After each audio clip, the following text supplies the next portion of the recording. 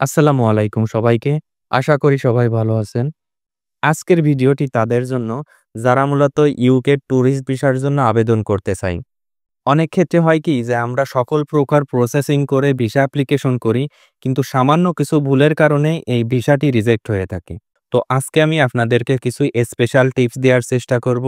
এই টিপসগুলো আপনারা যদি ফলো করতে পারেন, আশা করি আপনাদের ইউকে ভিজিট ভিসা হওয়ার ক্ষেত্রে এই টিপসগুলো কাজে লাগবে। তো কথা বেশি না বাড়িয়ে মূল আলোচনায় চলে যাব। তার আগেই একটাই অনুরোধ আপনাদের কাছে, আমার ভিডিওগুলো যদি ভালো লেগে থাকে চ্যানেলটি সাবস্ক্রাইব করে পরবর্তী ভিডিওর জন্য বেল আইকনটি প্রেস করে রাখার অনুরোধ রইল। স্পেশাল যে টিপসগুলো আছে তার প্রথমেই বলবো ভিসা অ্যাপ্লিকেশন ফর্ম নিয়ে। আপনি যদি আপনার ট্যুরিস্ট ভিসার যে ভিসা অ্যাপ্লিকেশন ফর্ম আছে, ত্রুটিহীনভাবে আপনি যদি এই ভিসা অ্যাপ্লিকেশন ফর্মটি ফিল আপ করতে পারেন, তাহলে আপনার ভিসা হওয়ার সম্ভাবনা অনেক বেড়ে যায়। কোনো প্রকার কোনো ভুল করা যাবে না। যখন আপনি ভিসা অ্যাপ্লিকেশন করবেন, সকল ডকুমেন্টস আপনার পাশে রেখে সেই ডকুমেন্টসগুলা দেখে দেখে ইনফরমেশনগুলা ফিল আপ করার চেষ্টা করবেন। প্রয়োজনের ক্ষেত্রে একবারের জায়গায় ৫ বার চেষ্টা করবেন। কোনো ইনফরমেশন অতিরিক্তভাবে দেওয়া যাবে না। যতটুকু চাইবে ততটুকু দিবেন। ভিসা অ্যাপ্লিকেশনের পরে অত্যন্ত গুরুত্বপূর্ণ যে ডকুমেন্টসটির কথা বলবো, সেই ডকুমেন্টস হলো ব্যাংক স্টেটমেন্ট। ইউকের মতো একটি উন্নত দেশে আপনারা ঘুরতে যাবেন, এত এক্সপেন্সিভ দেশে আপনারা ঘুরতে যাবেন। সুতরাং আপনার ব্যাংক স্টেটমেন্ট কিন্তু অবশ্যই ততটাই স্ট্রং হওয়া লাগবে। সামান্য ২-৫ লক্ষ টাকা রেখে আপনার ব্যাংক স্টেটমেন্ট দেখালে হবে না, অথবা লাস্ট ১ মাসের ব্যাংক স্টেটমেন্ট দেখালেও হবে না।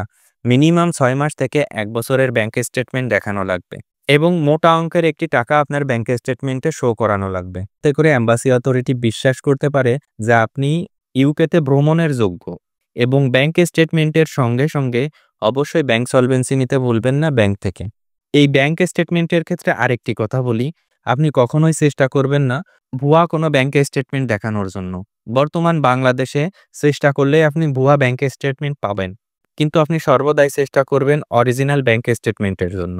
আপনার এই ফেক ডকুমেন্ট যদি কখনো ধরা পড়ে, আপনি চিরজীবনের জন্য ইউকেতে ভিসা আবেদনের জন্য রিজেক্ট হতে পারেন। তাই ব্যাংক স্টেটমেন্টের ক্ষেত্রে কোনো প্রকার কোনো আপোস করা যাবে না।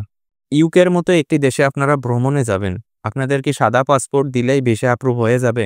আপনারা এই ভুলটা কখনোই করবেন না। বাংলাদেশ থেকে অনেক দেশে খুব সহজেই ভ্রমণ করা যায় এবং খুব কম খরচেই কিন্তু বাংলাদেশের আশেপাশে যে দেশগুলো আছে এই দেশগুলোতে ভ্রমণ করা যায়। ইউকের মতো একটি দেশে যেহেতু আপনারা এত টাকা খরচ করে ট্যুরিস্ট ভিসার জন্য আবেদন করতে পারছেন, তাহলে আপনারা কয়েকটি দেশ কেন ভ্রমণ করতে পারবেন না? সামান্য কিছু টাকা খরচ করে হলেও ইন্ডিয়া, নেপাল, ভুটান, মালয়েশিয়া এরকম কয়েকটি দেশ আপনারা ভ্রমণ করার চেষ্টা করবেন। সাথে মালদ্বীপও লিস্টে রাখতে পারেন। এই দেশগুলা ভ্রমণের পরে যদি আপনি ইউকে ট্যুরিস্ট ভিসার জন্য আবেদন করতে পারেন, তাহলে কিন্তু আপনার এই ভিসা হওয়ার সম্ভাবনা অনেক ক্ষেত্রে বেড়ে যাবে। আপনি যদি বিশাল বড় কোনো সেলিব্রিটি না হয়ে থাকেন, আপনি যদি কোনো বড় বিজনেসম্যান না হয়ে থাকেন, তাহলে আপনার সাদা পাসপোর্টে ভিসা অ্যাপ্রুভাল হওয়ার সম্ভাবনা খুবই কম।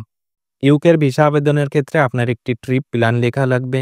গুগল থেকে কিছু ট্রিপ প্ল্যানের স্যাম্পল বের করে ইউকের কিছু নির্দিষ্ট জনপ্রিয় সিটি উল্লেখ করে এই ট্রিপ প্ল্যানটি আপনারা লিখবেন। এই ট্রিপ প্ল্যানের উপর বেসিস করে কিন্তু আপনার ভিসা হওয়ার সম্ভাবনা থাকে। আপনি যত সুন্দরভাবে আপনার ট্রিপ প্ল্যানটি সাজাতে পারবেন, তত বেশিই কিন্তু আপনার ভিসা হওয়ার সম্ভাবনা থাকবে। সর্বশেষ যে বিষয়টি বলবো, আপনি যত প্রকার ডকুমেন্টস নিয়ে এই ভিসার জন্য আবেদন করবেন, প্রত্যেকটা ডকুমেন্টস আপনার অরিজিনাল হওয়া লাগবে। কোনো প্রকার কোনো ফেক ডকুমেন্টস নিয়ে আপনারা এই ভিসার জন্য আবেদন করবেন না। এম্বাসি অথরিটির অনেক সোর্স থাকে, যার মাধ্যমে কিন্তু তারা বের করতে পারে যে এই ডকুমেন্টসটি অরিজিনাল নাকি ফেক।